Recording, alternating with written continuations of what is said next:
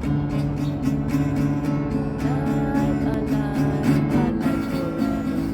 Sweet Jesus, I'm alive, alive forevermore. Alive, alive, alive forevermore. Sweet Jesus, I'm alive forevermore.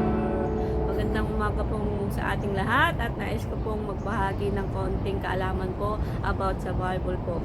Ang essential po ng Bible sa ating buhay ay unang-una, doon po natin makikita kung paano po tayo masalba, which is mababasa po doon sa John 3:16. God so loved the world, who give us the only Son, who believes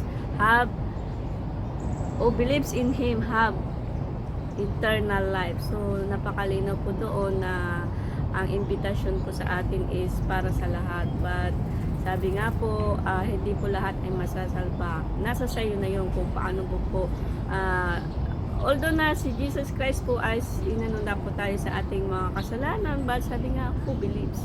Hindi po ba?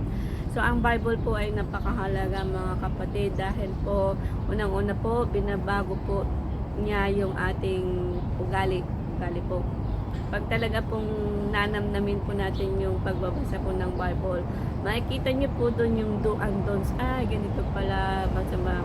Sa pagka susuriin po natin ang Bible is napakalawak. Napakalawak po ang ibig sabihin. Magkakaiba po ng mga interpretation ng mga bawat preacher, mga pastors, etc. etc. But kung aaralin po natin maigi po yung Bible is, ang applications po natin doon is sarili po natin.